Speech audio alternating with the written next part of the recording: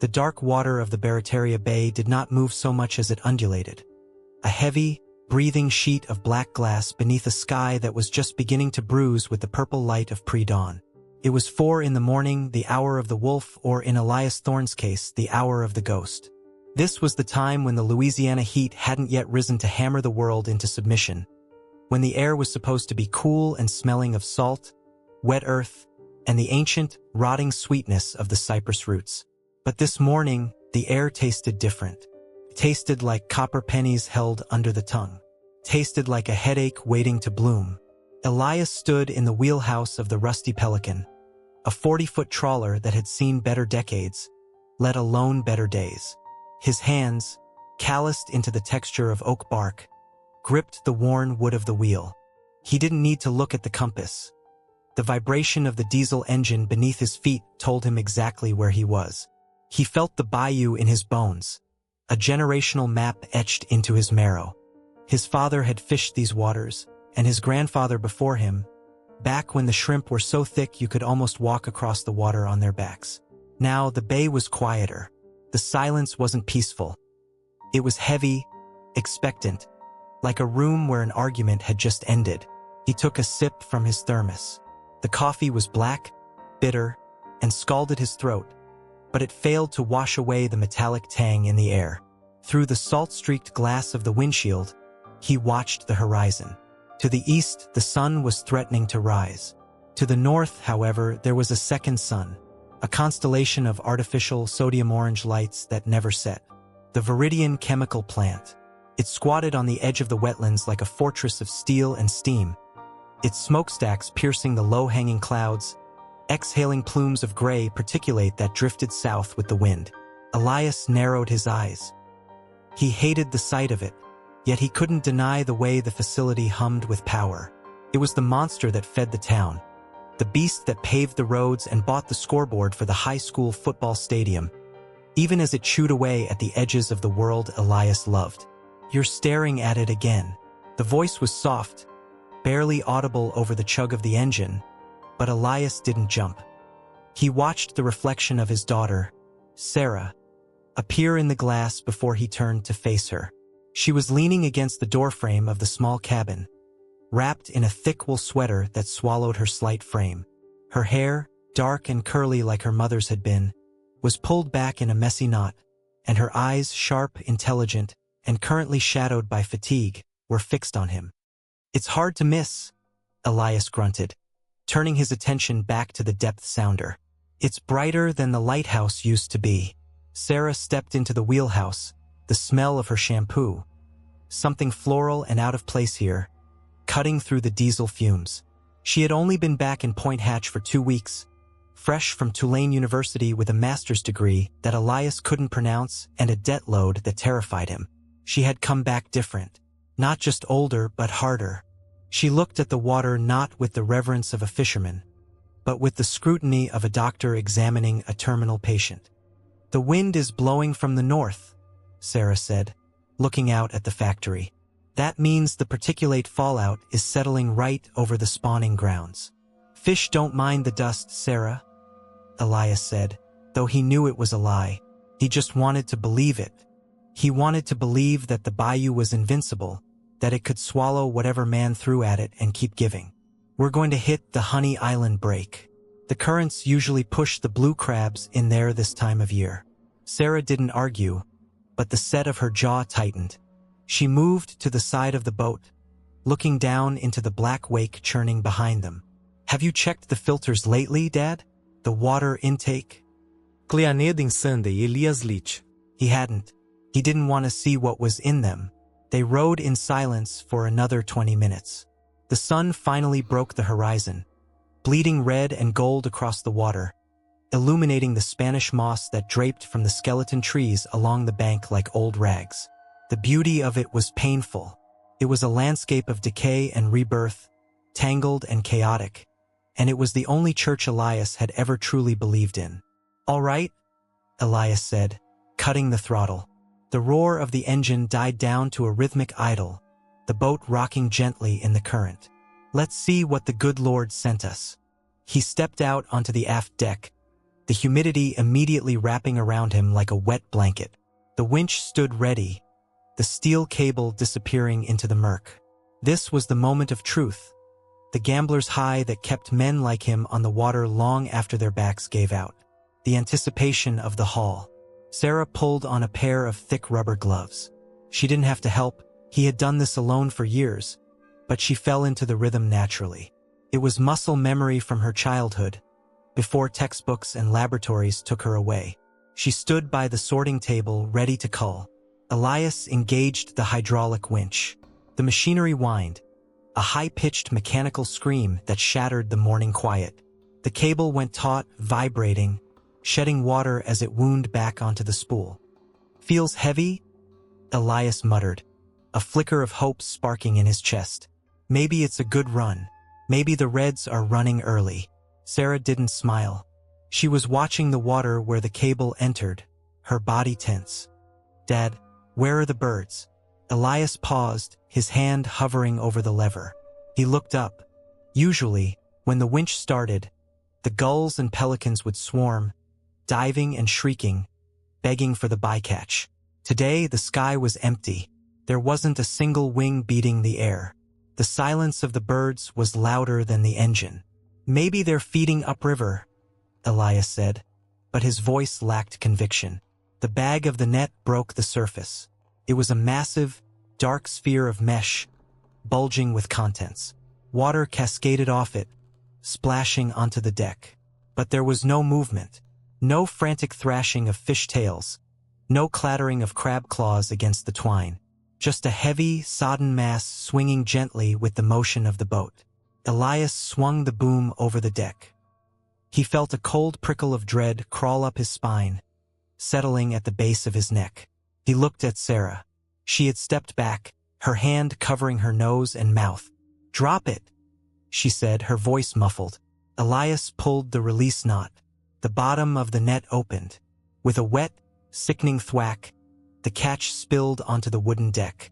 It wasn't a catch. It was a massacre.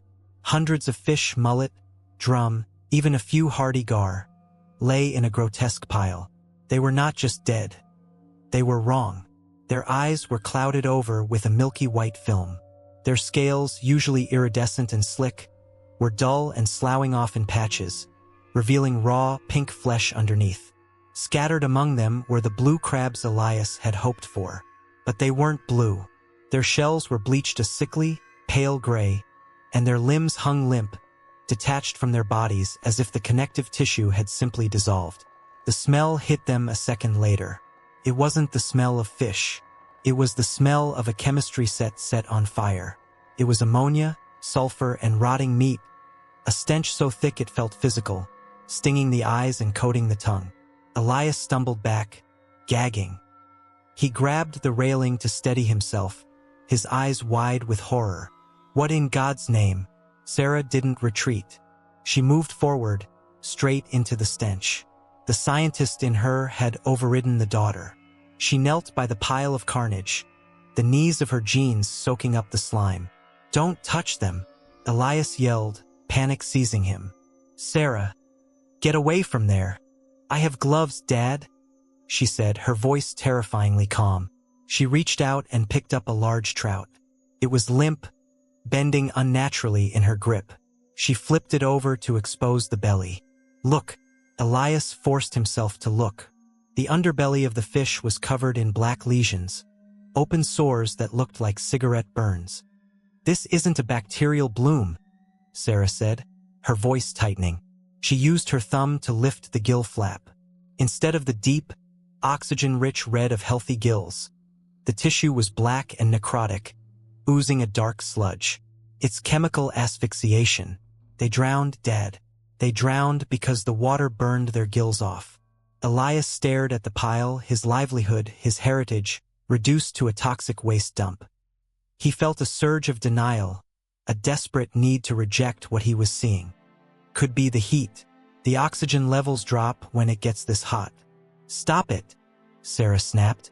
She stood up, dropping the fish back onto the pile with a wet slap. She stripped off her gloves, her hands shaking with rage. "Stop making excuses for them. Look at the crabs, Dad. Look at the shells. She pointed a trembling finger at a large crab near Elias's boot. He looked down. The shell wasn't just pale. It was soft. It looked pitted, like concrete that had been rained on by acid for years. Calcium carbonate dissolves in high acidity, Sarah recited. Her eyes burning with tears she refused to shed. Something in this water is so corrosive it's eating their armor. If it does this to a crab shell, imagine what it's doing to the lining of your lungs when you breathe this mist. Imagine what it's doing to the kids swimming off the pier. Elias looked up, past the dead catch, past the bow of the boat, towards the northern horizon. The Veridian plant was still there, humming, its lights blinking in the dawn. It looked peaceful from a distance. Industrial, yes, but clean, orderly. It hid its sins well. They said it was safe, Elias whispered, the betrayal tasting bitter in his mouth. At the town hall meeting, that man in the suit, he drank a glass of the treated water right in front of us. It was a prop, Sarah spat. It was bottled water. They think we're stupid, Dad. They think because we work with our hands and live in the swamp, we won't notice when they turn our home into a toilet. She walked over to the supply chest and grabbed a bucket. She didn't start cleaning the deck. Instead, she grabbed a handful of sterile sample jars she had stashed in her bag. Jars Elias hadn't known she brought. "What are you doing?" Elias asked. "I'm taking evidence," she said, unscrewing a lid. She scooped up a sample of the slime coating the fish. Then she leaned over the side of the boat and filled another jar with the bay water. It looked clear in the jar, but when she held it up to the light, suspended particles swirled like glitter. Deadly, toxic glitter. "Sarah, be careful," Elias warned, looking around the empty expanse of water. Suddenly, the isolation felt dangerous. "If they catch you." "If they catch me what? Fishing?" She capped the jar tightly. "Let them try. We're not throwing this back, Dad. We're not washing the deck and pretending this didn't happen." Elias looked at the mess. He thought about the fuel bill he couldn't pay. He thought about the loan officer at the bank who had given him another month. This catch was supposed to save him. Now it was a death sentence. "We have to go back," Elias said, his voice heavy with defeat. "I can't sell this. I can't even use it for bait." "No, we're not just going back," Sarah said. She placed the jars into her bag with reverence, as if they were diamonds.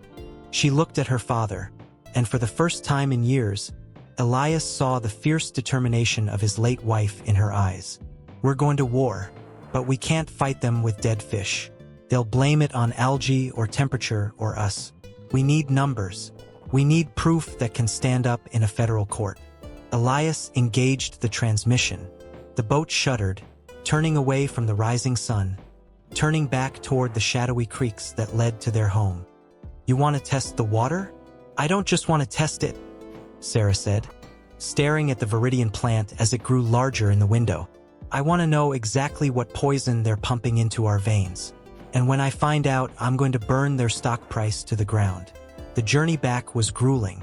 The sun rose higher, baking the smell of the rotting catch into the wood of the deck. Every time Elias looked back at the pile, he felt a fresh wave of nausea. Not from the smell, but from the grief. This wasn't just a bad season. This was an extinction event. As they pulled into their rickety wooden dock, the world seemed deceptively normal.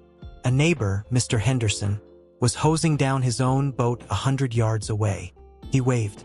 Elias didn't wave back. He couldn't face the man. How could he explain that the water holding them up was killing them? Sarah didn't wait for the boat to be fully secured. She jumped onto the dock, her bag of samples slung over her shoulder. She didn't head for the house. She headed straight for the old boat shed, a corrugated tin structure that Elias used to store nets and spare engine parts. "Dad," she called out, pausing at the door of the shed. "Don't wash the boat yet. I need tissue samples from the crabs. And bring the thermal case. We need to keep the biologicals cold." Elias tied off the line. He stood on the dock for a moment, the wood creaking under his boots. He looked at his hands. They were trembling.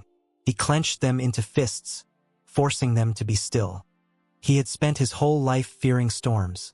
hurricanes that could rip a roof off, surges that could swallow a town. But he realized now that the true storm didn't come with wind and rain. It came in silence, invisible and odorless, hidden in the very water that gave them life. He walked to the back of the boat, grabbed the orange thermal cooler, and began shoveling the dead crabs into it. It was a grim harvest. When the cooler was full, he shut the lid. It snapped closed with a sound like a gunshot.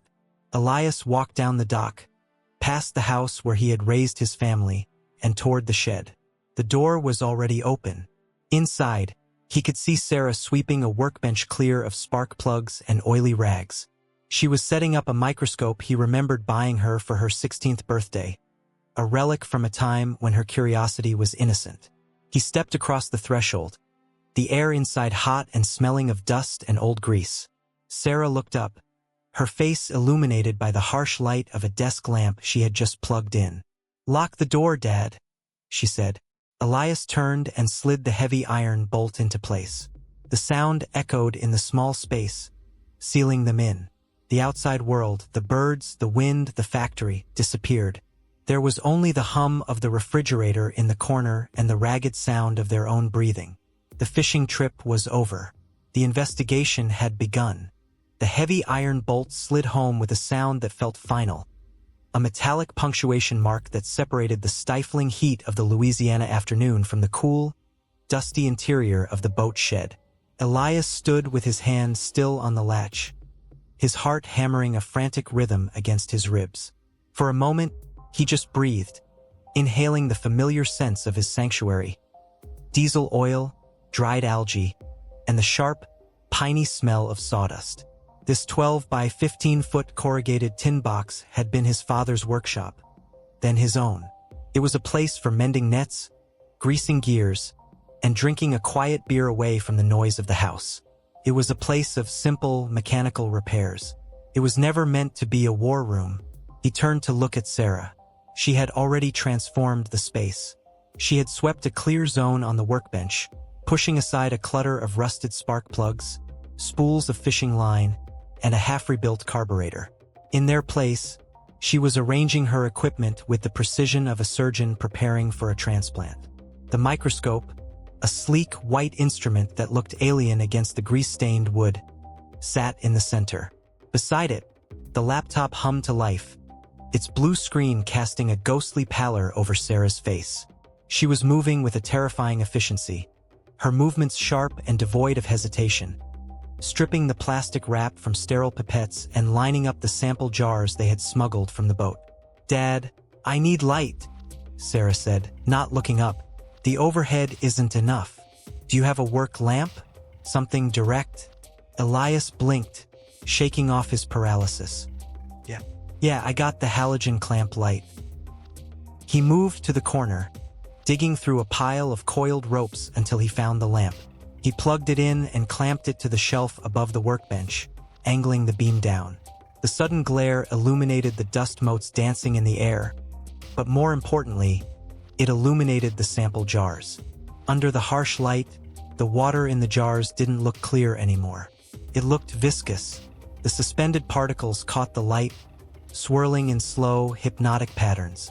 And the tissue samples, the pieces of crab shell and fish gill Sarah had dissected on the boat, sat in their own vials, dark and accusatory. "Okay," Sarah whispered, pulling a stool up to the bench. "Let's see what you're hiding." Elias stood behind her, feeling useless. He was a man of action, a man who solved problems with a wrench or a winch. He didn't understand this world of glass slides and chemical reagents. "What are you looking for, exactly?" he asked, his voice rough.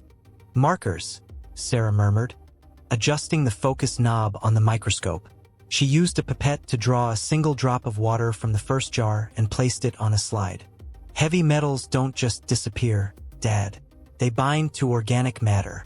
They change the cellular structure of everything they touch. If Veridian is dumping what I think they're dumping, the microorganisms in this water will be mutated. Or dead." She leaned in, pressing her eyes to the dual eyepieces.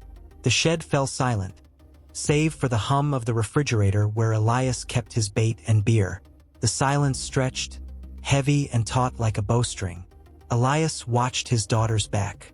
He saw the tension in her shoulders, the way her hand gripped the focus knob so hard her knuckles turned white. He remembered her as a little girl, sitting on this very workbench, swinging her legs and asking him why the sky was blue. He had told her it was because the ocean reflected it. She had corrected him a week later, explaining Rayleigh scattering. She had always been too smart for this town. He had hoped she would leave and never look back. Instead, she had come back to watch it die. God, Sarah breathed. It wasn't a prayer. It was a curse. What? Elias stepped closer, leaning over her shoulder. What do you see? It's a ghost town, she said, her voice trembling slightly. This is a drop of water from the bayou, Dad. It should be teeming with life. Algae, protozoa, bacteria. Should be a zoo. But it's empty. She adjusted the slide, scanning left and right. The cell walls of the few phytoplankton I can see are ruptured. Lice. It's like they exploded from the inside. She sat back, rubbing her eyes. I need to run the chemical reagent test. This confirms toxicity, but it doesn't tell me the poison. She opened a small, padded case she had brought from her university supplies. Inside were rows of small bottles with warning labels. She began a process that looked to Elias like magic, mixing drops of the bayou water with clear liquids in test tubes, shaking them and watching for color changes. Time seemed to warp in the shed. The afternoon sun beat down on the tin roof, turning the interior into an oven. But neither of them moved to open the door. The heat was suffocating, sweat trickling down Elias's back, soaking his shirt. He paced the small floor, checking the window every few minutes. Through the grime-streaked glass, he could see the road. It was empty, but every time a truck rumbled past on the distant highway, he flinched. He felt like a criminal in his own home. Blue, Sarah said suddenly. Elias turned. She was holding up a test tube. The liquid inside had turned a vibrant, terrifying shade of indigo. What does blue mean? Elias asked, dreading the answer. It's a reaction to phenolic compounds, Sarah said, her voice flat, detached. She was typing furiously into her laptop now, inputting data points. But not just simple phenols. This specific shade, the reaction time. It suggests chlorinated hydrocarbons. She stopped typing and looked at him. Dad, have you heard of PCBs? Polychlorinated something? Elias frowned. They banned that stuff back in the 70s, didn't they? They did, Sarah said grimly. But it's still used in closed systems. Transformers, hydraulic fluids, heat transfer systems. It's expensive to dispose of properly. You have to incinerate it at incredibly high temperatures. Costs millions. So, Elias trailed off, the realization dawning on him like a slow-moving storm. So, instead of paying millions to incinerate it, Veridian is bypassing their treatment filters. Sarah finished for him. They're flushing it. But it's not just PCBs. The pH is too low. There's acid in here. And looking at the gill damage on the trout. She clicked a few keys, bringing up a graph on her screen. A red line spiked sharply upward. Mercury. High concentrations of methylmercury. Elias sank onto a stack of old tires. He felt the blood drain from his face. Mercury, he repeated. That's what makes people go crazy. The Mad Hatter disease. It does more than that, Sarah said, turning her chair to face him. Her face was pale, illuminated by the harsh halogen light. It causes birth defects, kidney failure, neurological collapse. Dad, this water isn't just dirty. It's a biological weapon, and it's flowing right past the intake for the town's backup reservoir. Elias stared at the floor, at a stain of oil that had been there for 20 years. We have to call Sheriff Miller, he said. We can't sit on this. If it's in the reservoir. No. Sarah cut him off sharply. Sarah, people are drinking this.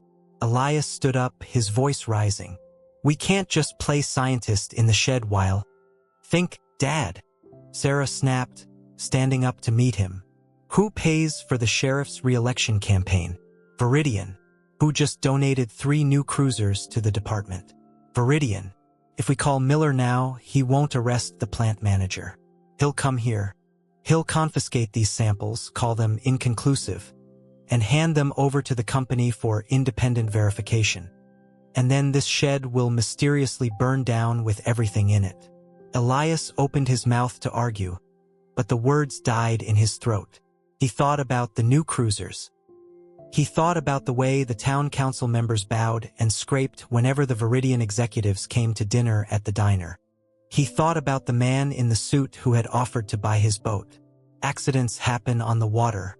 You really think they'd go that far? Elias asked, his voice barely a whisper.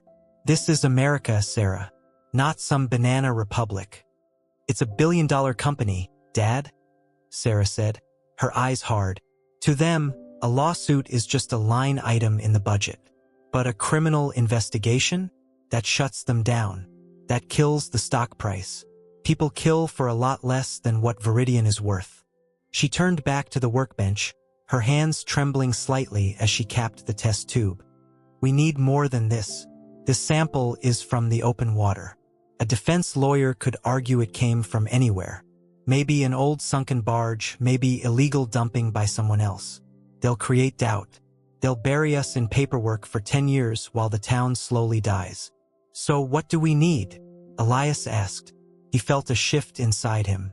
The fear was still there, but it was hardening into something else.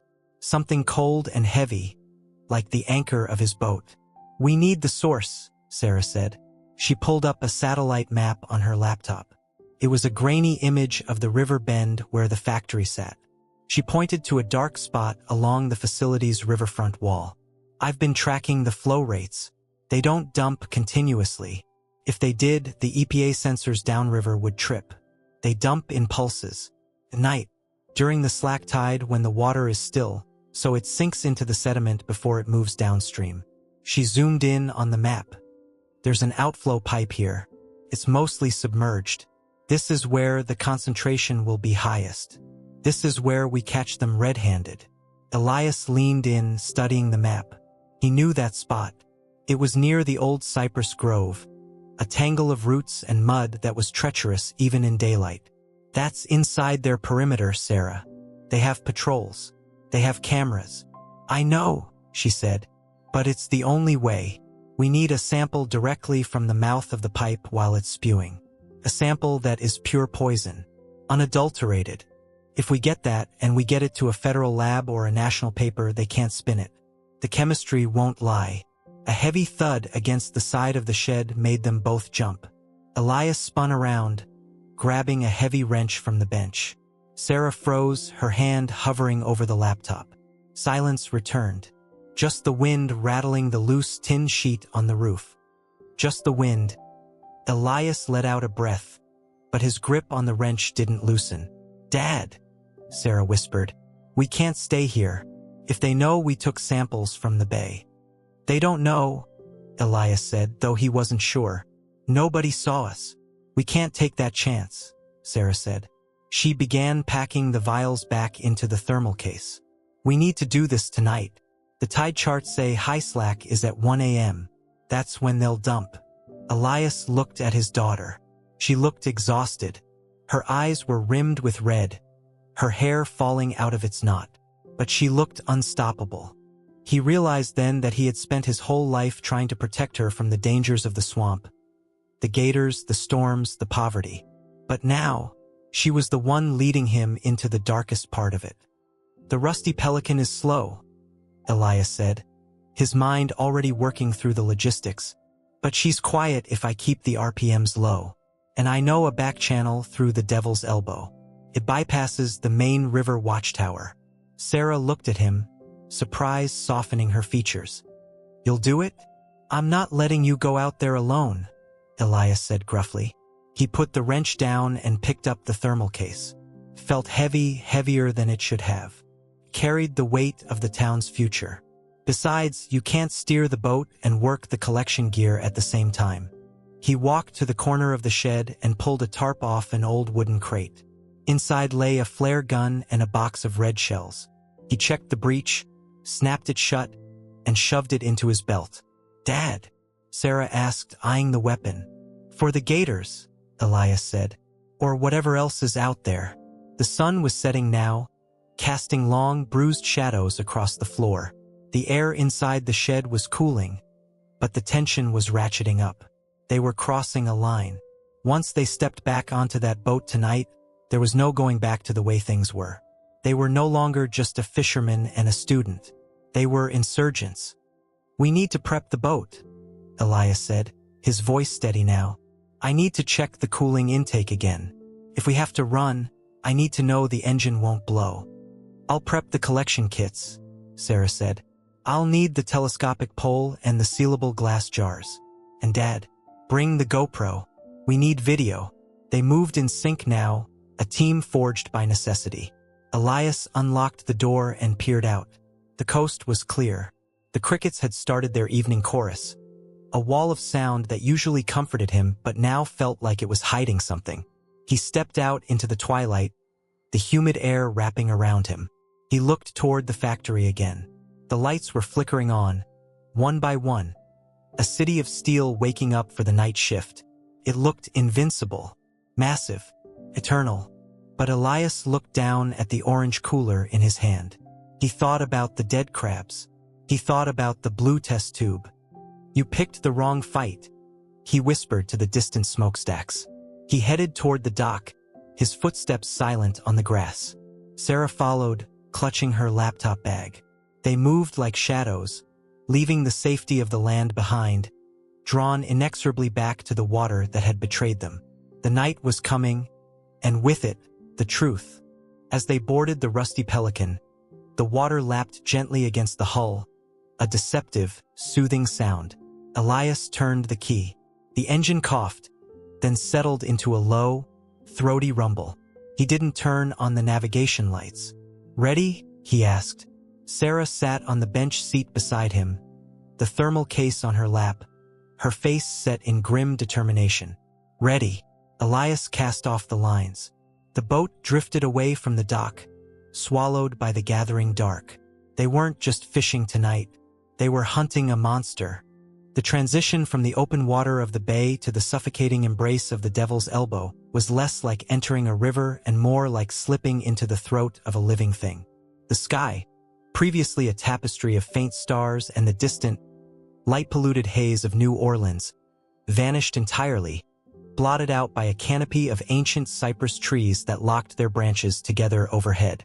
Here, the darkness was absolute, a heavy, velvet weight that pressed against the eyes. Elias Thorne did not steer with his eyes. In the Devil's Elbow, sight was a liability, an invitation for the mind to conjure phantoms out of the hanging Spanish moss.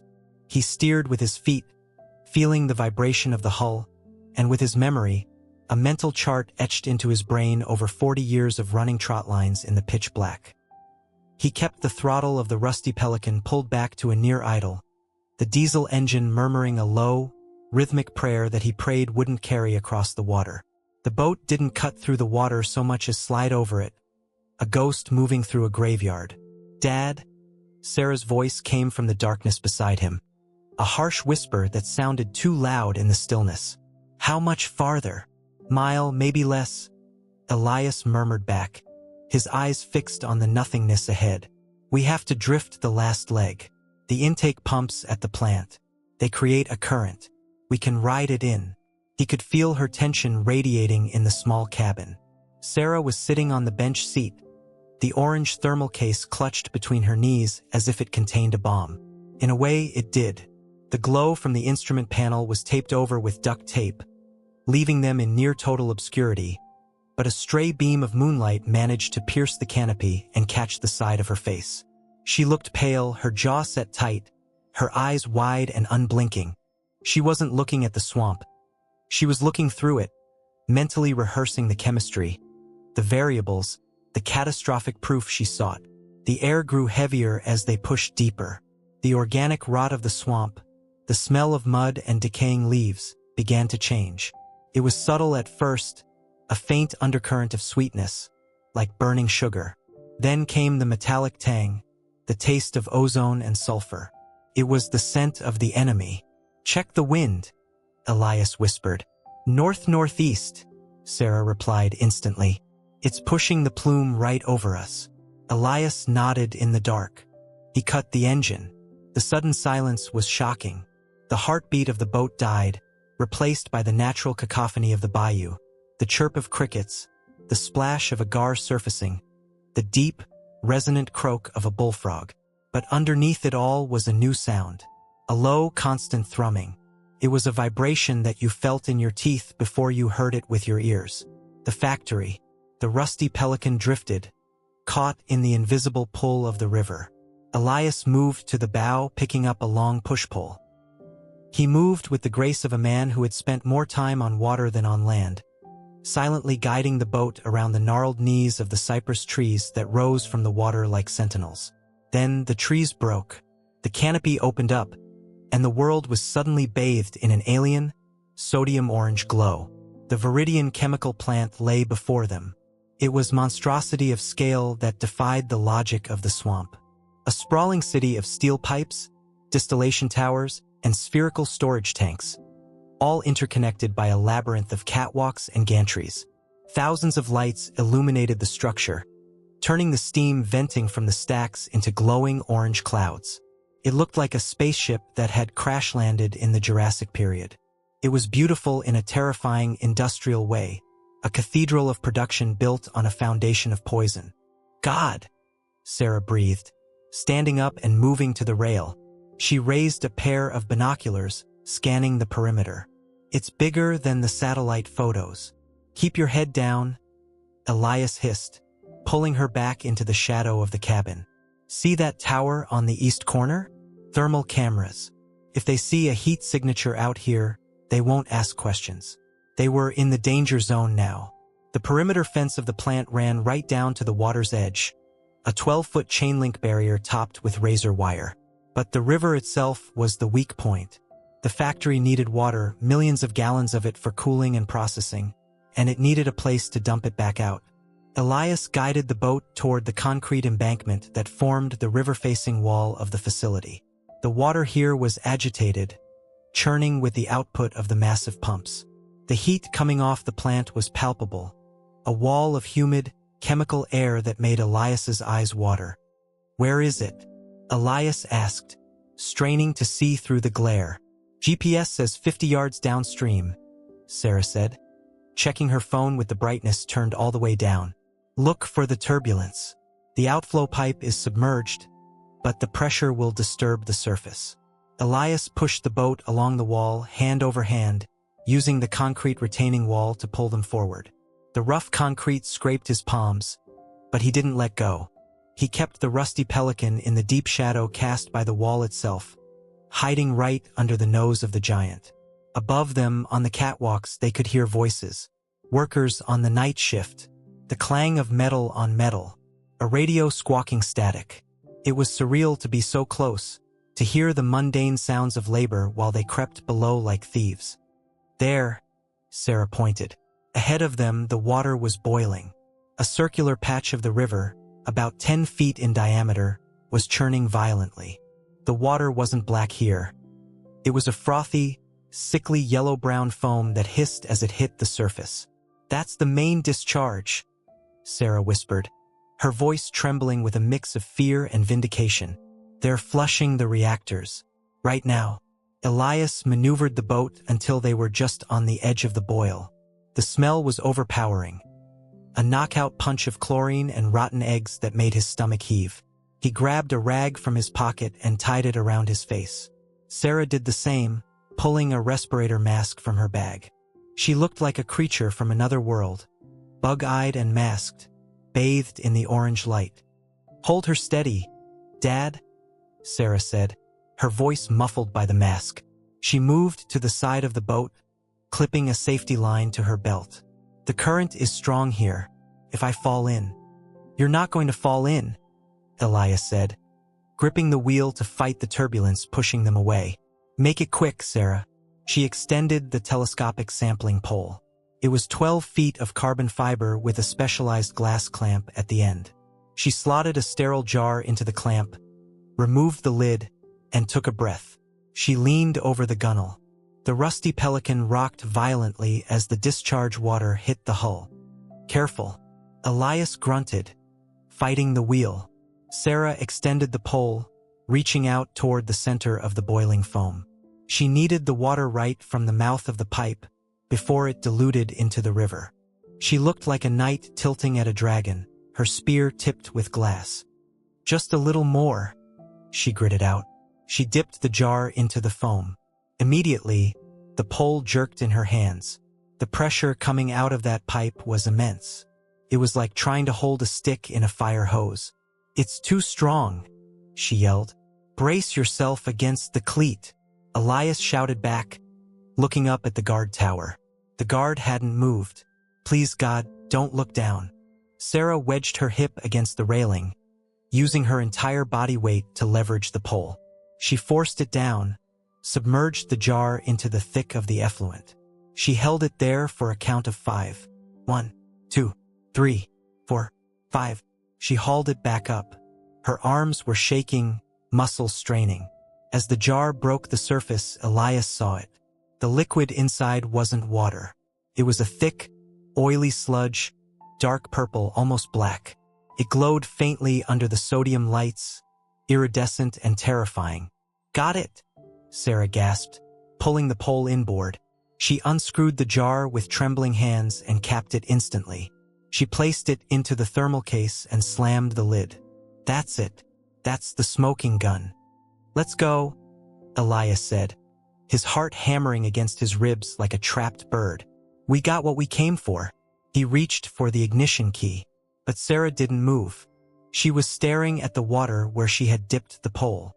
"Dad," she said, her voice sounding strange. "Look." Elias looked.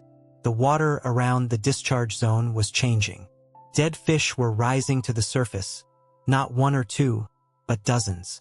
They were bobbing up in the foam, white bellies flashing in the orange light. They were dying instantly. "It's not just waste," Sarah whispered, horror dawning in her eyes. "They're dumping a raw batch. Something went wrong inside. This is an emergency purge. We need to leave now." Elias turned the key. The engine cranked. Chug, chug, chug. It didn't catch. Elias froze. The old diesel engine was reliable, but it was finicky when it was hot. And right now, sitting in the heated discharge of the plant, the engine block was soaking up the thermal energy. "Dad?" Sarah looked at him, panic flaring. "Flooded it." Elias cursed under his breath. He waited 3 agonizing seconds, forcing himself not to crank it immediately. "Come on, old girl. Not now. Don't do this to me now." Above them, on the catwalk, a door opened. A beam of light from a flashlight cut through the steam. "Hey!" a voice shouted from above. "Who's down there?" Elias and Sarah froze.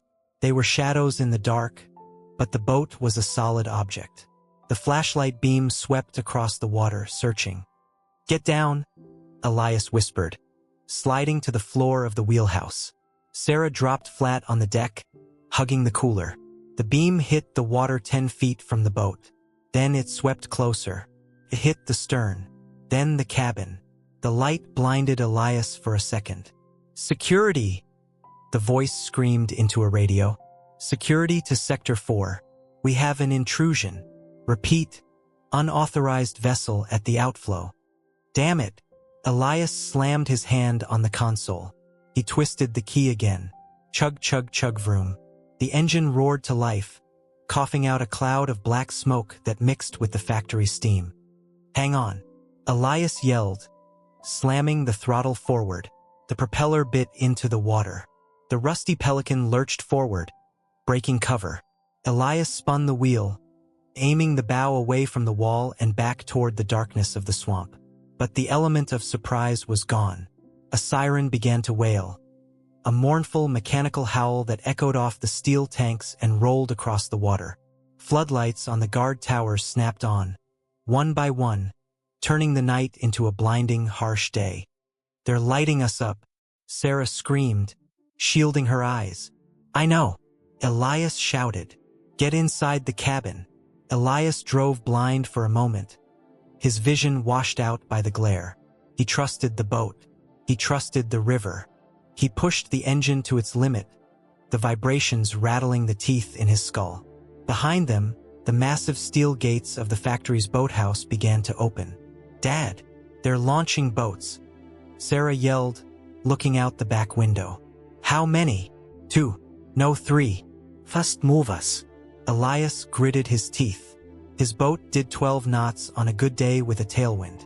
The Veridian security boats were rigid-hulled inflatables with twin 250 horsepower outboards. They could do 50 knots easily. "They'll catch us in open water," Elias said, his mind racing. "We can't go back the way we came. It's too straight." "Where then?" Sarah asked, gripping the dashboard. Elias looked ahead. The main channel lay to the right. To the left was the mouth of Gator's Maw, a section of the swamp so choked with vegetation and submerged logs that even the Cajuns avoided it at night. It was a labyrinth of death for a fiberglass hull. But for a shallow draft wooden trawler with a reinforced keel, it was a chance. "We're going to the Maw," Elias said, spinning the wheel hard to port. "The Maw!" Sarah looked at him like he was insane. "Dad, that's suicide. We'll tear the hull out." "Better the hull than a bullet in the head," Elias shouted. "Hold on. We're going to hit the mud." The boat banked sharply, spray flying over the bow. The lights of the factory were behind them now, but the pursuit had begun. The whine of the high-performance outboards cut through the air, sounding like a swarm of angry hornets closing in. Elias aimed for the wall of black trees. He didn't lift his foot from the throttle. He was betting everything, his life, his daughter, and the truth in that orange box, on the mud and roots of the bayou. The first bullet hit the water 10 yards off their port bow. A splash, then a sharp crack. "They're shooting," Sarah screamed, dropping to the floor. "Keep that box safe," Elias roared. He plunged the rusty Pelican into the darkness of the maw. Branches whipped against the cabin, sounding like gunshots. The boat bottomed out, sliding over a mud bank, then finding deeper water again. Behind them, the security boats hesitated at the tree line. But only for a second. Their spotlights cut into the trees, hunting. The chase was on. The transition from the open, churned water of the factory outflow to the suffocating embrace of the Gator's Maw was instantaneous and violent. One moment, the rusty Pelican was a target painted in harsh sodium light, exposed and vulnerable. The next, it was plunging into a tunnel of primeval darkness. The branches of the overhanging cypress trees lashed against the wheelhouse like whips, the sound cracking sharply over the roar of the diesel engine. Leaves, spiders, and wet moss rained down onto the aft deck, but Elias didn't flinch. He didn't even blink. His hands were white-knuckled on the wheel, fighting the torque of the propeller as it chewed through thick beds of hydrilla and submerged vines. "Get down on the floorboards, Sarah," Elias roared, his voice barely audible over the screaming engine and the tearing of wood. "Keep that case under your body." Sarah was already curled into a ball in the cramped space beneath the dashboard, her arms wrapped fiercely around the orange thermal cooler. The boat bucked wildly, the hull slamming against a submerged log with a sound like a sledgehammer hitting a hollow drum. The impact threw Sarah's shoulder against the fuse box, but she didn't let go of the sample. The jar inside was glass.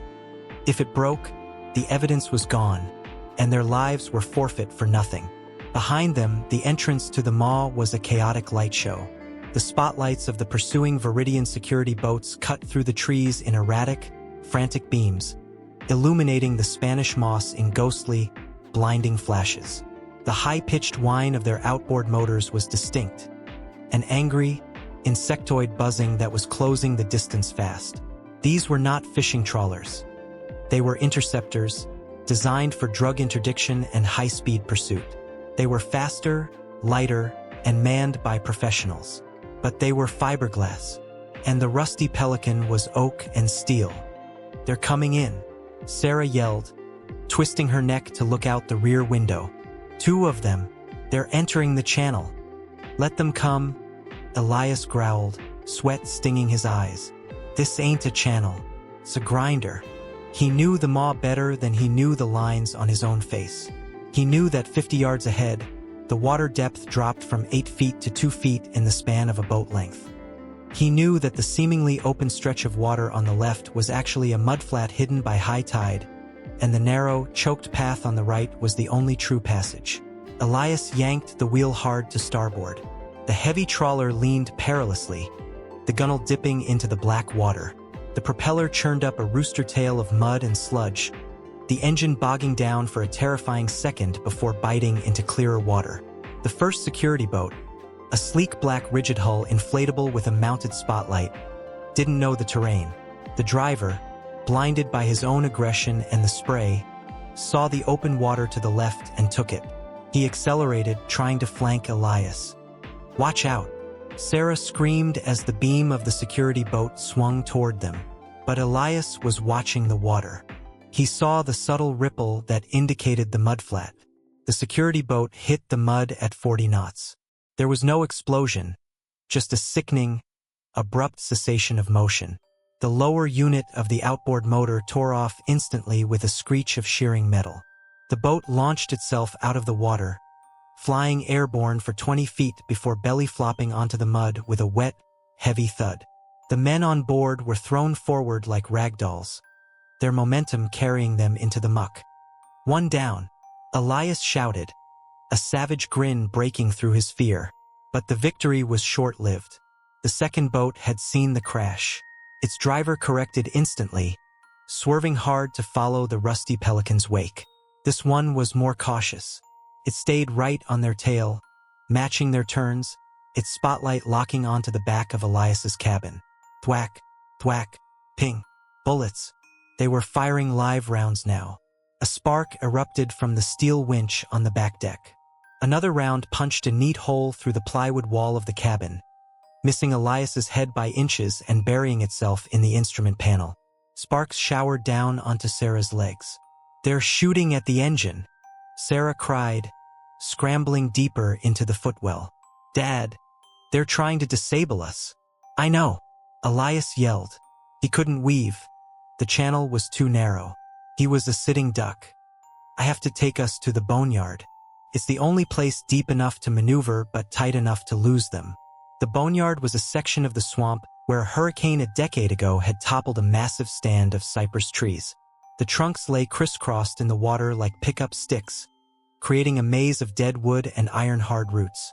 It was a nightmare for navigation, but it was Elias's only card left to play. He pushed the throttle past the red line. The temperature gauge on the dashboard was climbing steadily. 200 degrees, 210, 220. The engine was an old Detroit diesel. It could take a beating, but it wasn't built for a sprint like this. It needed cooling, and the intake was sucking in mud and weeds. "She's getting hot, Dad," Sarah warned, her eyes fixed on the gauges. "The oil pressure is dropping. Just a little longer, old girl," Elias pleaded with the machine.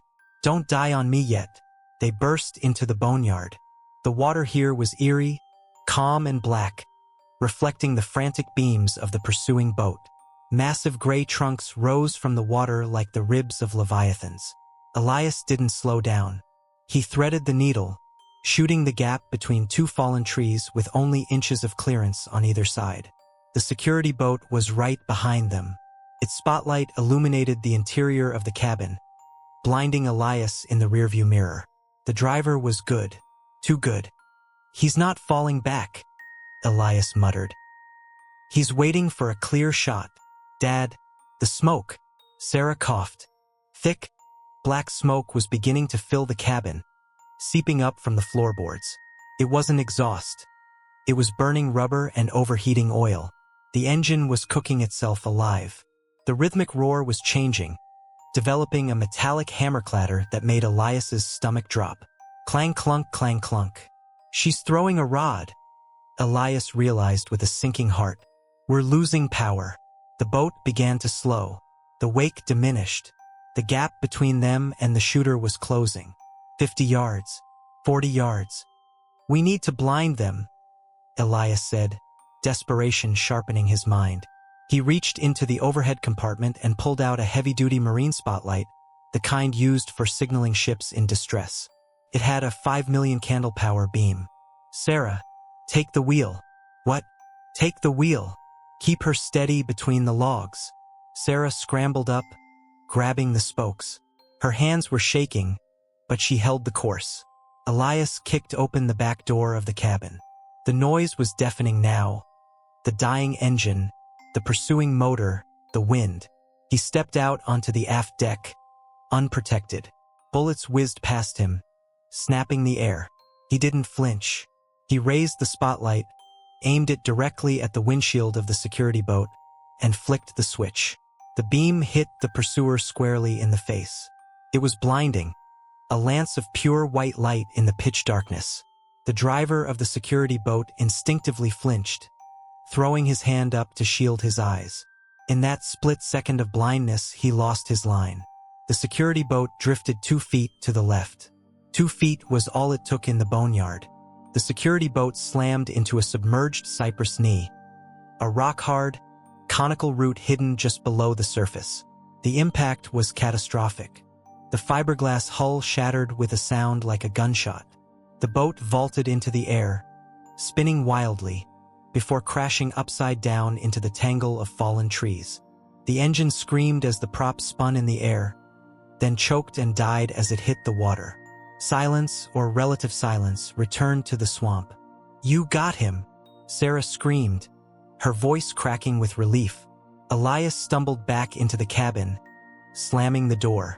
He was panting, his chest heaving. "We're not out of it yet. Keep driving." But the rusty Pelican had given everything she had. As Elias took the wheel back, the engine gave one final, violently loud clank, followed by the hiss of escaping steam. The vibrations stopped. The roar died. The boat coasted forward on its momentum for another 20 yards, the bow cutting silently through the black water, before slowly grinding to a halt against a bank of reeds. "No," Elias whispered. He turned the key. Nothing. Not even a click. The electrical system had shorted out. "No, no, no. Dad." Sarah's voice was small. The sudden quiet was terrifying. The swamp felt immense, closing in around them. "She's dead," Elias said, hitting the dashboard with his fist. "Seized up. We're stuck." Sarah looked out the window. The crash site of the second boat was about a half-mile back. But in the distance, back toward the factory, they could see more lights. Blue and red lights this time, and the sound of a helicopter chopping the air. "They called in air support," Sarah said, the color draining from her face. "And probably the sheriff." "We can't stay here," Elias said, his voice shifting from panic to a cold, hard resolve. He looked at the GPS, which was fading as the battery died.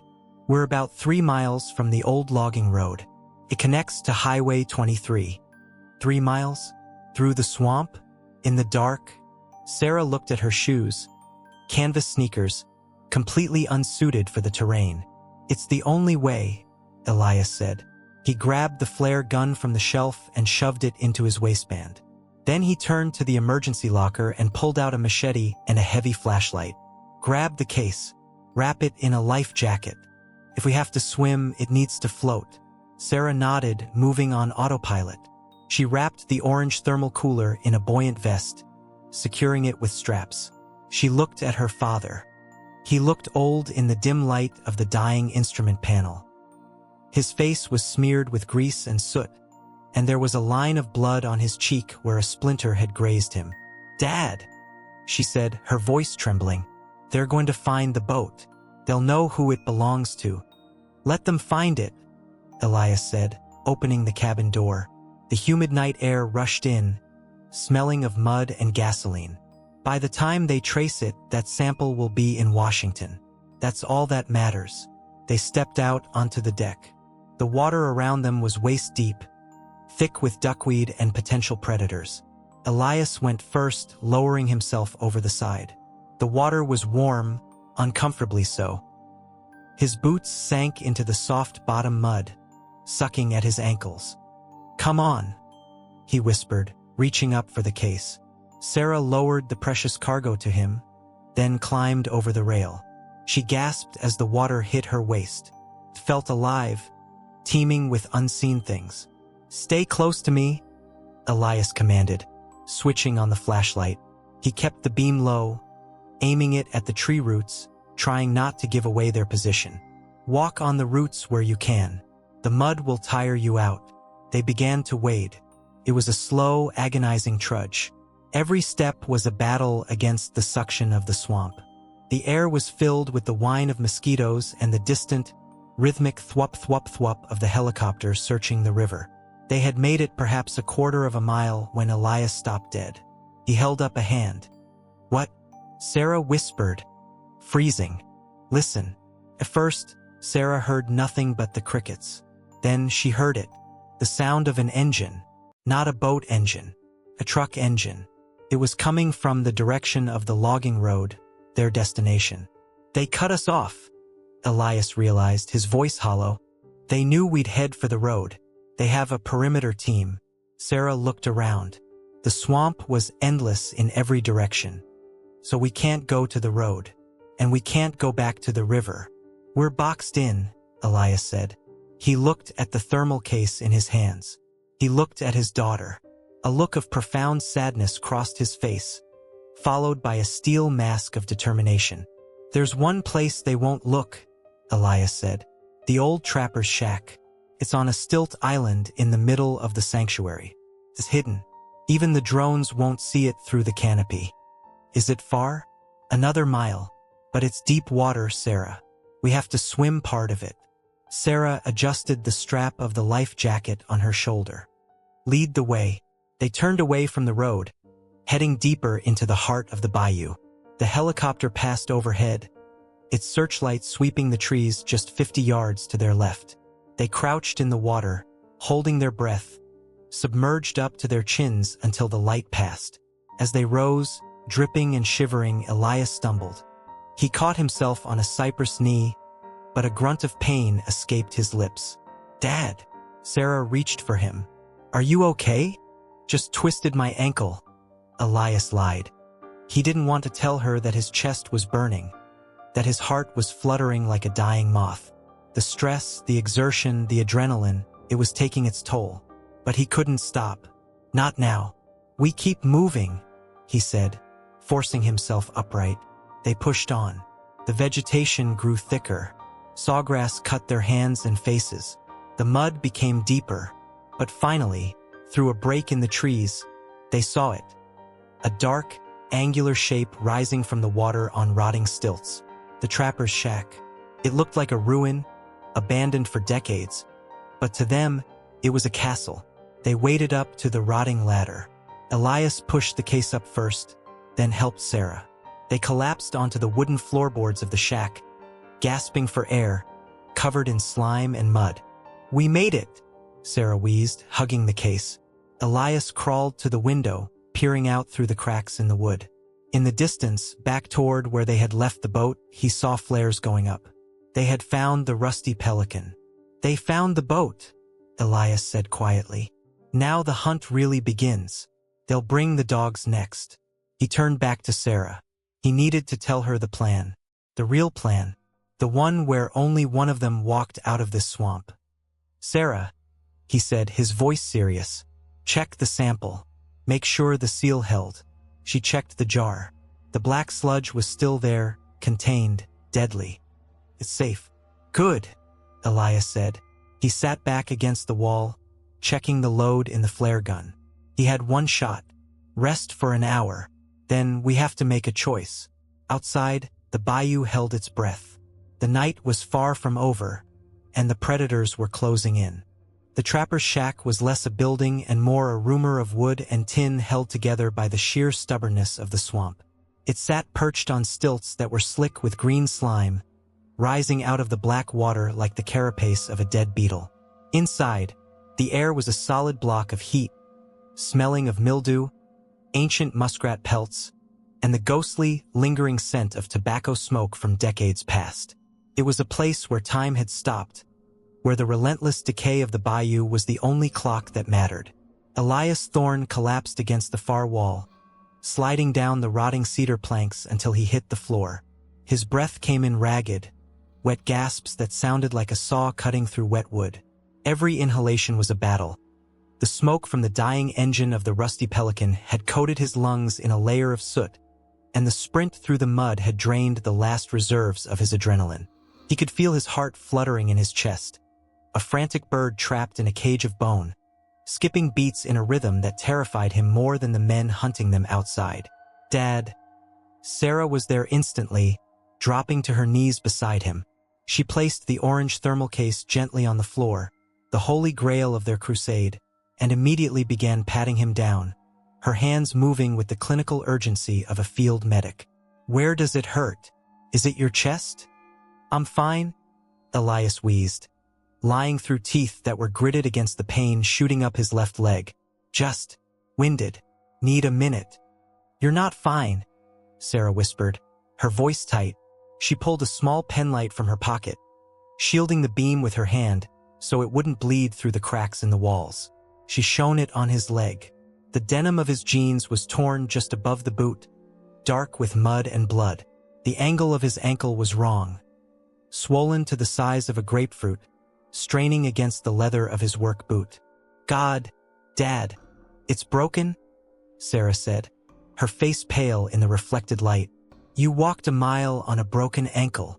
"Sprained?" Elias grunted, waving her away. "It's just a sprain. I've walked on worse." He hadn't. The pain was a blinding white noise in his head, threatening to pull him under into unconsciousness. But he couldn't let go. Not yet. He pushed himself up into a sitting position, wincing as the movement jarred his leg. He looked around the shack. It was a single room, empty save for a rusted iron stove in the corner and a pile of rotting netting. Through the gaps in the floorboards, he could see the dark water glimmering below. "Turn the light off," Elias ordered softly. Sarah clicked the penlight off. The darkness rushed back in, absolute and suffocating. "Listen," Elias said. They sat in the silence, two fugitives in a wooden box suspended over the primordial mud. At first, there was only the sound of their own breathing and the relentless chorus of the crickets. Then it came. Whup, whup, whup, whup. The sound of the helicopter was louder now, closer. It was quartering the swamp, flying low, its searchlight slicing through the canopy like the eye of an angry god. And beneath that mechanical rhythm, a new sound drifted across the water, a sound that made the hair on Elias's arms stand up. The baying of hounds. "Dogs?" Sarah breathed, the word hanging in the air like a curse. "They brought tracking dogs." "Bloodhounds," Elias corrected, his voice grim. "They'll pick up our scent at the boat. The mud holds the smell. They'll follow our track right to the water's edge." "But we waited," Sarah said, a note of desperation creeping into her voice. "Water kills the scent, right?" "For a while," Elias said. "But these guys are pros. They'll circle the banks until the dogs pick it up again where we exited. And if they have thermal on that chopper." He didn't finish the sentence. He didn't have to. He looked at his daughter. In the slivers of moonlight filtering through the roof, she looked young, terrified, and fiercely beautiful. She reminded him so much of her mother in that moment. The same stubborn set of the jaw, the same fire in the eyes. He had failed her mother. He had let the cancer take her, let the poverty grind her down. He had spent the last 10 years trying to atone for that failure by being a ghost in his own life. But tonight, he had a chance to be something else. He checked his watch. The luminous dial was cracked, but he could still read the time. 2:15 a.m.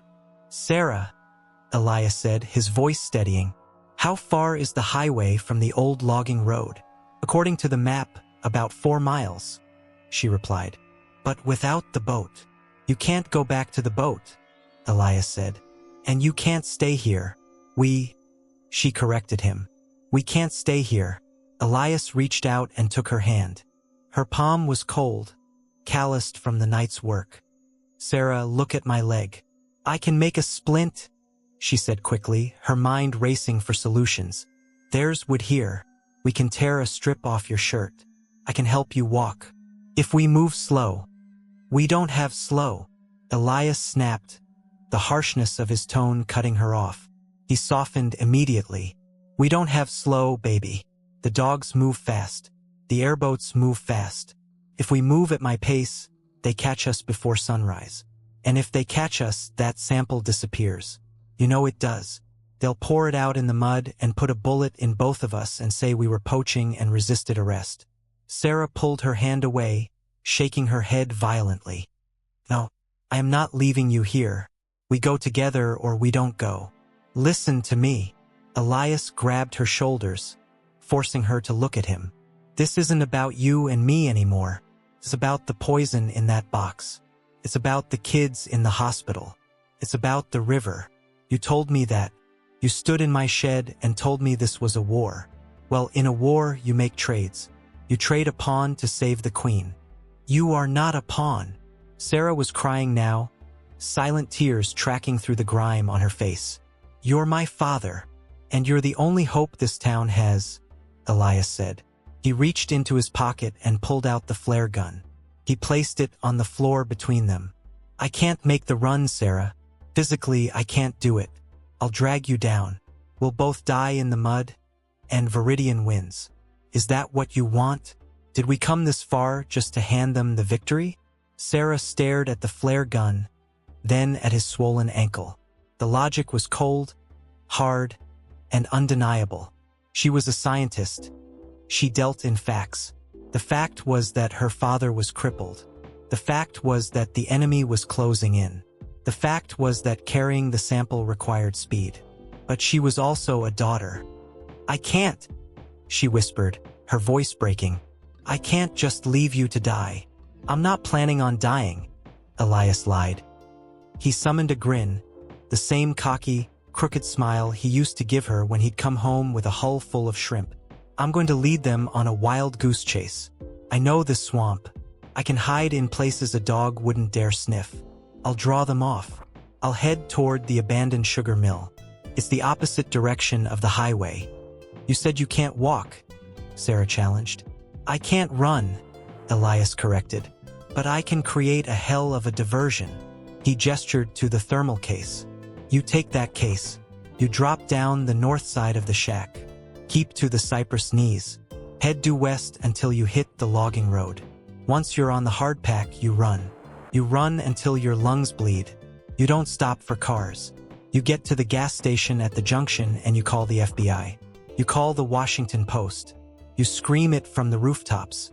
Sarah looked at the case. It sat there, an orange plastic box containing a jar of black sludge. It seemed so small to cost so much. The sound of an airboat engine roared in the distance, much closer now. The spotlight swept over the trees a few hundred yards away, illuminating the Spanish moss like ghostly cobwebs. They're sweeping the sector, Elias said, the urgency returning to his voice. You have maybe 5 minutes before they spot this shack. If we're both here when they do, it's over. Sarah wiped her face with her sleeve. She took a deep, shuddering breath. She looked at her father, really looked at him. She saw the lines of age, the gray in his beard, the exhaustion in his eyes. But she also saw a strength she hadn't recognized before. He wasn't just a fisherman anymore. He was the captain of a sinking ship, ensuring his cargo made it to the lifeboat. What will you do? She asked, her voice trembling but resigned. I'm going to make some noise, Elias said, picking up the flare gun. I'm going to make sure every eye in the bayou is looking at me, so you can slip away in the dark. He reached into his back pocket and pulled out his wallet. He took out a crumpled, water-stained photo of her mother and pressed it into Sarah's hand. Take this, for luck. Sarah clutched the photo. I'll come back, she vowed. As soon as the feds are here, I'm coming back for you. You hide. You hear me? You just hide. I'm good at hiding, Elias said softly. Now go. Go. Sarah grabbed the thermal case. She clipped it to her belt. She looked at him one last time, memorizing his face in the shadows. Then, without a word, she slipped through the opening in the floorboards. Elias listened. He heard the faint splash of her body entering the water. He heard the soft squelch of mud. And then silence. She was gone. He was alone. The silence in the shack felt heavier now. The adrenaline that had sustained him during the argument began to fade, leaving behind a crushing wave of pain. His ankle throbbed in time with his heartbeat. He looked down at it. It was useless. He wasn't going to the sugar mill. He wasn't going anywhere. "All right then," Elias whispered to the empty room. "Let's get ready for company." He dragged himself across the floor, wincing with every inch, until he reached the rusted iron stove. He pulled himself up. He needed height. He needed visibility. He looked out the window. The helicopter was banking, turning back toward his position. The pilot must have spotted the heat signature of the shack, or maybe just the structure itself. The spotlight beam hit the water 50 yards out, creeping closer.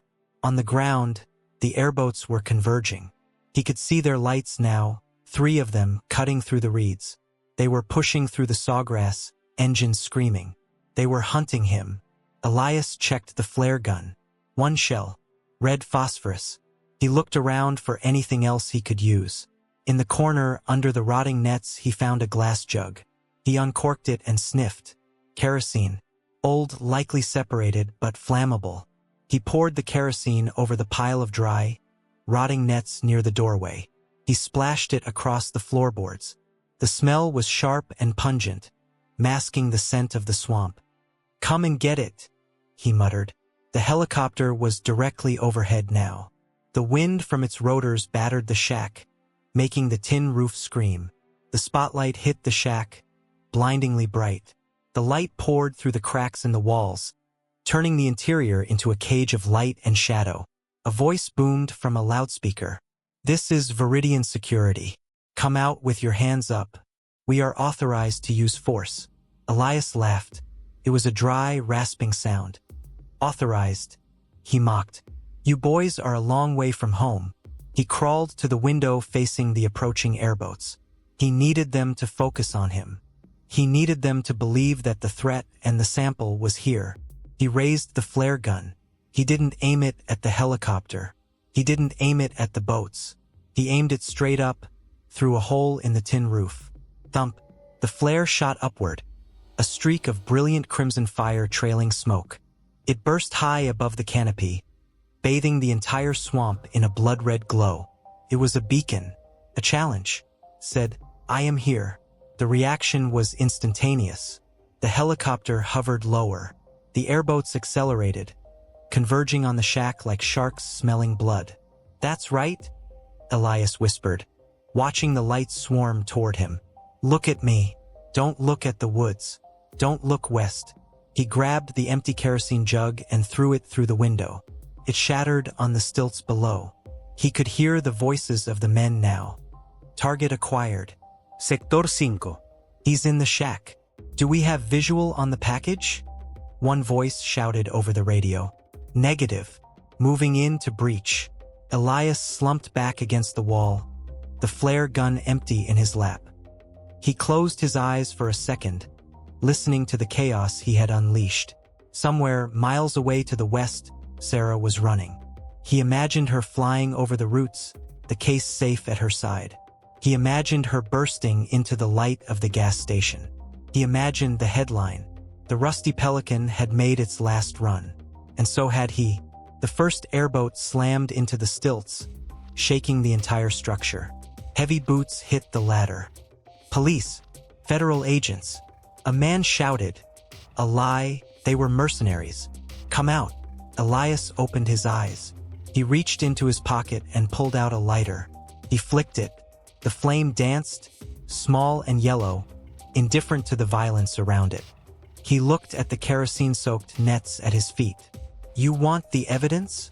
Elias said loud enough for them to hear as the door was kicked in. "Come inside and find it." The door flew open. 3 men in tactical gear, faces covered, burst in, rifles raised. Their flashlights blinded him. "Hands! Let me see your hands!" The lead man screamed. Elias held up his hands. In his right hand, the lighter burned. "Where is it?" The man demanded, scanning the room. "Where is the girl? Where is the box?" Elias smiled. It was a peaceful smile. "She's gone," he said. "And you're never going to catch her. Secure him. Put the fire out." One of the men lunged forward. Elias looked at the flame. He thought of the blue crab he had caught that morning, the one with the dissolving shell. He thought of the river as it used to be. He dropped the lighter. The kerosene-soaked floor didn't just catch fire. It woofed into existence, a wall of heat and orange light that separated him from the men. The dry, rotting wood of the shack, seasoned by decades of heat, drank the fire greedily. The mercenaries scrambled back, shouting, "He's crazy! Get back! Get back!" The fire roared, climbing the walls, curling up toward the roof.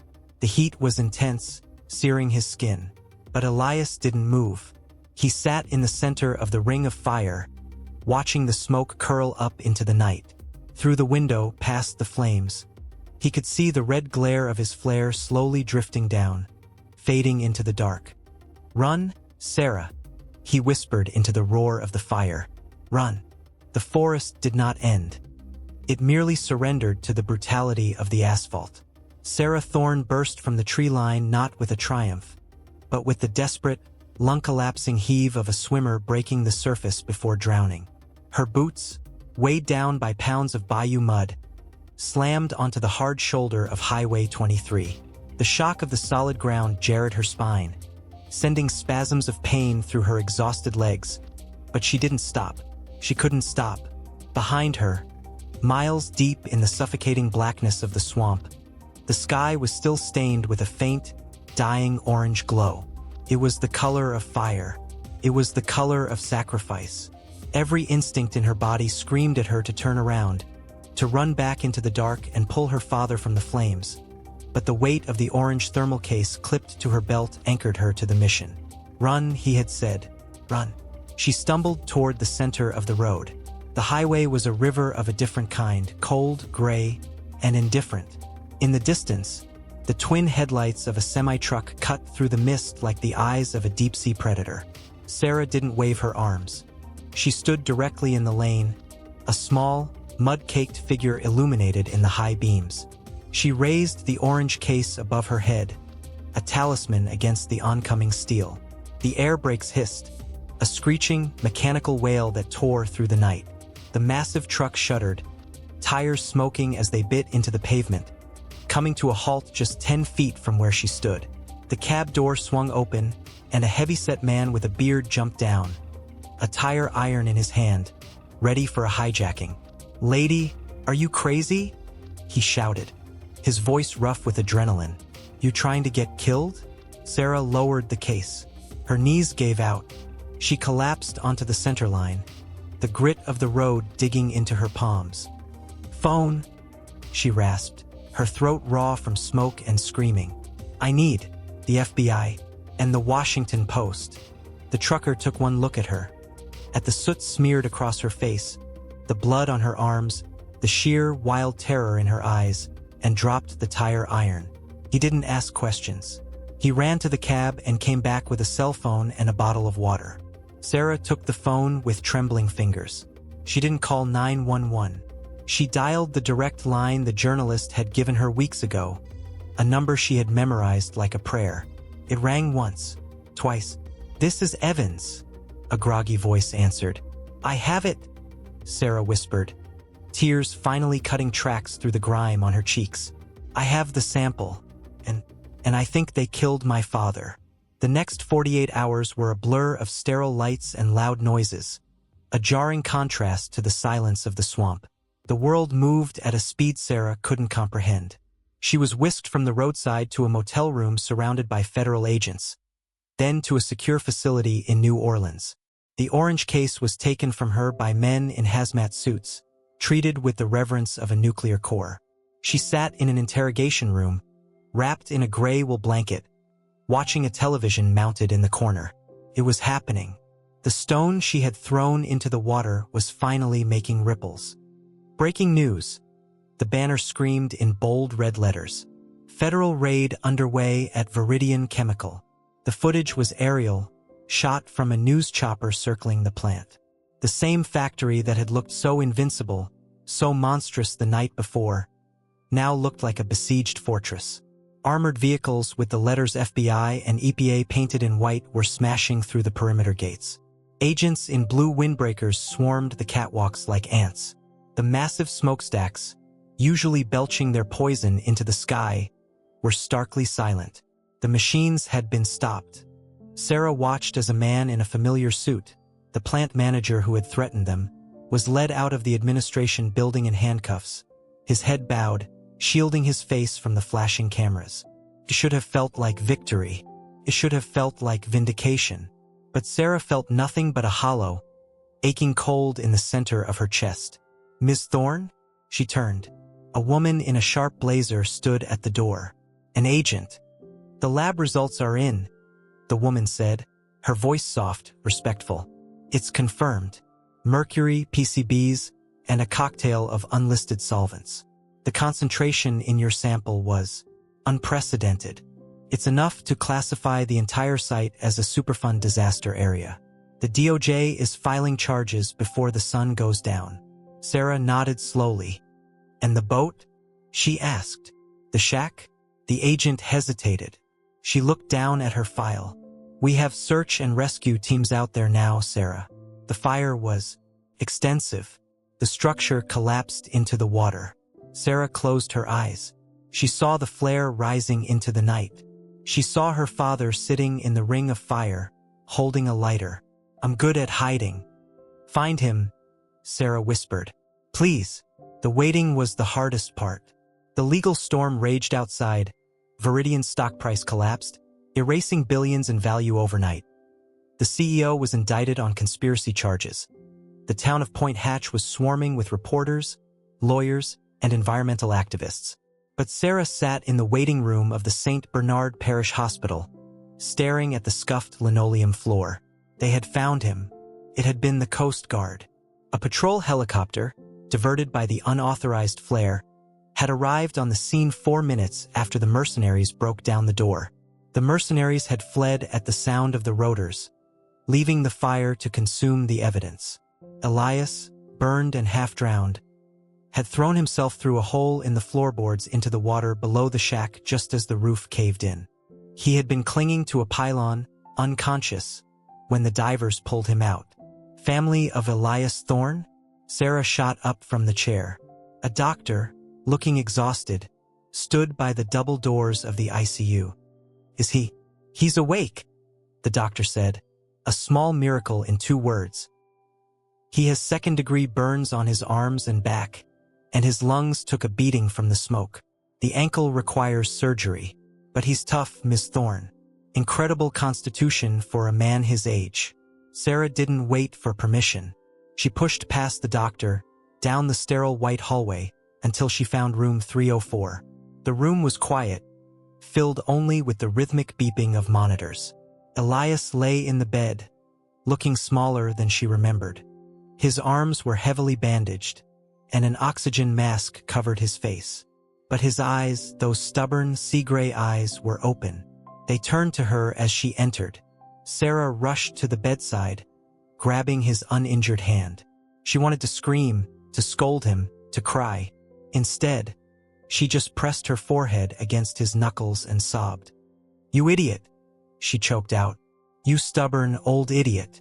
Elias pulled the mask down a fraction of an inch. His voice was a rasp, like sandpaper on stone. Did you mail the letter?" Sarah laughed, a wet, broken sound. She pulled out her phone and showed him the screen. The front page of every major newspaper in the country. The picture wasn't of the factory. It was a still frame from the GoPro video, the thick, black sludge pouring from the pipe. "We got them, Dad," she whispered. "They're finished. The factory is closed. The federal judge signed the injunction an hour ago." Elias looked at the screen, then at the ceiling. He let out a long, shuddering breath. It wasn't a sigh of relief. It was the sound of a burden being set down after 40 years. "The river?" he asked. "It's going to be a long time," Sarah said honestly. "But they're starting the cleanup. They have to pay for all of it. Every dime." Elias squeezed her hand, his grip weak but present. "Good," he wheezed. "Now, get me out of here. I hate the smell of bleach." Epilogue 1 year later. The Louisiana sky was a brilliant, piercing blue, reflected perfectly in the mirror-glass surface of the water. The heat was back, the familiar, suffocating humidity of late August, but the air was different. The metallic tang was gone. The smell of sulfur was a memory. Now, the air smelled of salt, wet earth, and blooming jasmine. Sarah stood on the end of the new dock. It was built of sturdy, pressure-treated pine, smelling of fresh resin. Behind her, the house had a new coat of paint, and the old boat shed had been converted into a proper field station for the university's wetland restoration project. She wore a badge on her belt now, Director of Environmental Monitoring. It was a desk job, mostly, managing the millions of dollars in settlement funds that were pouring into the region to restore the oyster beds and replant the cypress groves. But today, she wasn't in the office. A boat engine hummed in the distance. It wasn't the roar of a high-speed security interceptor, nor the chug of a dying diesel. It was the smooth, quiet purr of a new four-stroke engine. The rusty Pelican II rounded the bend. She was a smaller boat than her predecessor, sleeker, painted a defiant bright white. At the helm sat Elias. He walked with a cane now, a permanent reminder of the night in the swamp, and his movements were slower, more deliberate. The burns on his arms had faded to silvery scars that blended with his sunspots. He looked older, yes, but he also looked lighter. The shadow that had hung over him for years, the fear of poverty, the helplessness against the giant next door, had evaporated. He guided the boat expertly alongside the dock. Sarah caught the line and tied it off. "How's the water?" she asked, stepping aboard. Elias didn't answer immediately. He reached into the live well and pulled out a mesh bag. He dumped the contents onto the sorting table.